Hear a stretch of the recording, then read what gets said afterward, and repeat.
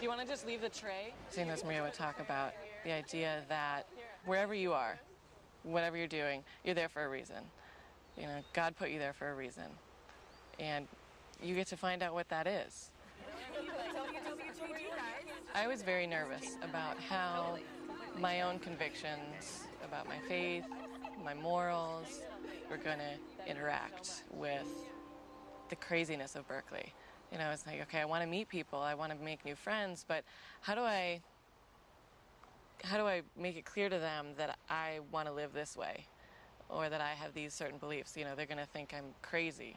Problems and whatever, academic, moral. And then slowly, you know, with people I would meet, with the different girls in my dorm, what I've come to realize is that I just want to, when I'm talking to somebody, I just want to say, this is what I believe, and not make any apologies for it. Who needs something, or who, you know, and I found that that's attractive to people.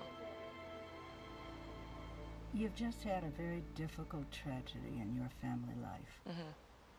Tell me what happened. Almost exactly a year ago, my mother passed away at the age of 49. So, the ripe old age of 49. I remember still getting the call. I was sitting at a Starbucks, actually just over the hill, studying for finals.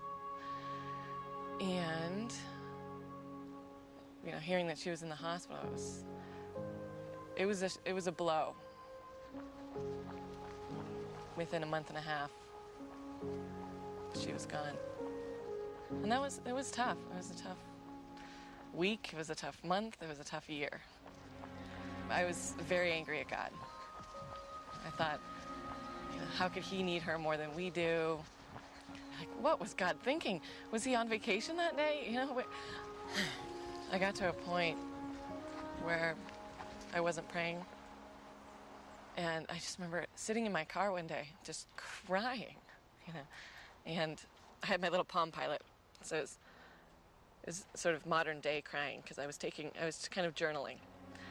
I was thinking, like, what is wrong? What's, you know, why aren't things working out?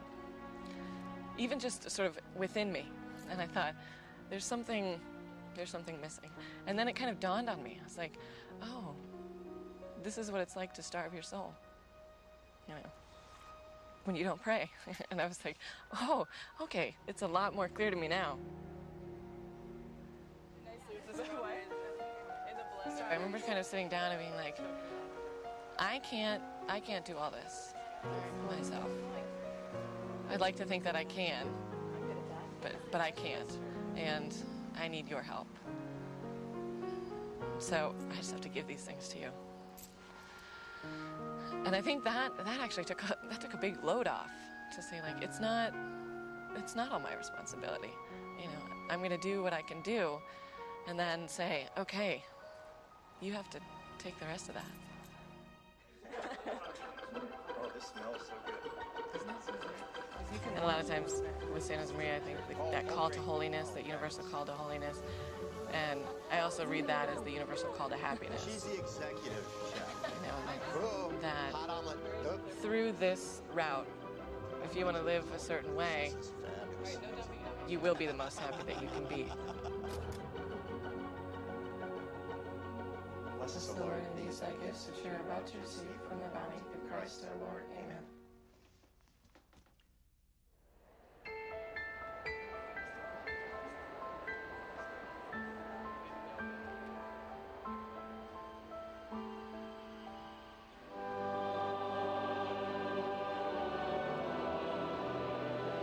St. Josemaria would say that God calls us, all Christians, through baptism, and then personally, one by one, he calls us by name.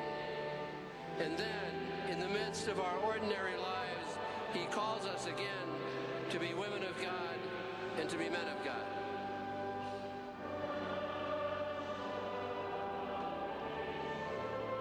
It's a little bit of both a heart grab and a head grab. This was the first time in my life someone had told me that I am called to be a saint. And the way that I do that is through my ordinary work. that God has called me to do here in the middle of the world without becoming a priest or joining a monastery or anything. This is what I am supposed to be doing to become a saint. Nobody had ever told me that before, and that profoundly affected me. My wife and I had always wanted to live in the country and have some acreage where our kids could run around and raise some of our own food. Got to the point in my professional work where it didn't really matter where I lived. I tell you, I don't think being a husband or being a father comes naturally to most men. I think it's a very difficult thing. And I'll say very honestly, like a lot of men, I am not naturally a kid person. But the teachings of St. Josemaria have helped me see that fatherhood and being a husband is my vocation. It's where God wants me to be, and it's the way God wants me to live my life. So I'm not the best husband that I can be yet, but I'm... No, I never. And she'd be the first to say it. But, the imperfections of Chris. Yes. What's the number one imperfection? The camera's still rolling. I think it's really it's selfishness with my own time, wanting to have my own time and my own place where I can go and be by myself. St. Josemaria says somewhere, God is a great stone cutter. He uses a chisel like he's making a statue, and he sees the perfect image underneath the block of granite. For a lot of us, marriage and family life and the challenges of it are the hammer and the chisel that God uses to shape us into the more generous and more attentive and more loving kinds of people that he wants us to be.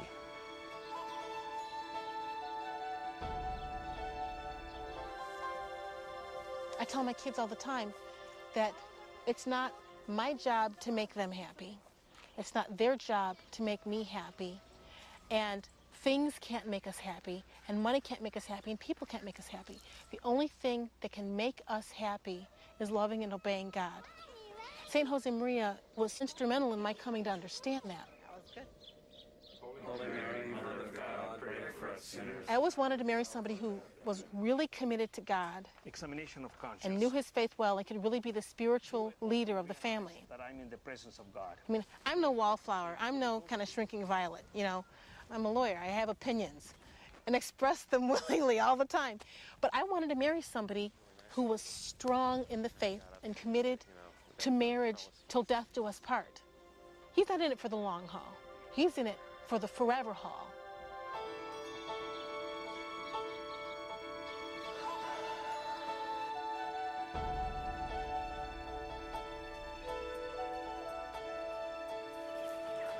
Usually I round up the kids, move the sheep from one area to another so they can go get some fresh grass, go open up the buildings, let the chickens out.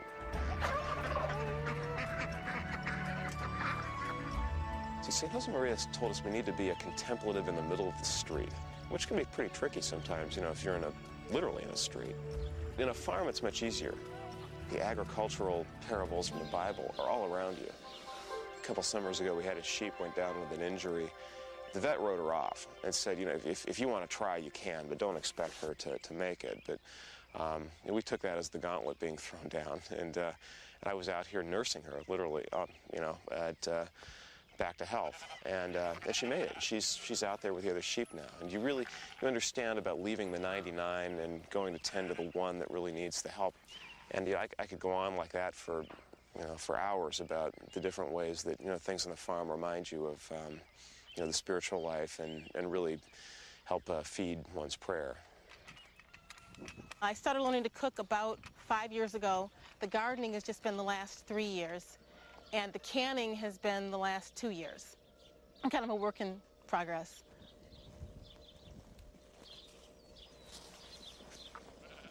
I get almost no moments alone. Some people knit for that, some people jog for that, I garden for that. And sometimes I pray, and sometimes I just think. And sometimes I don't think, I just work.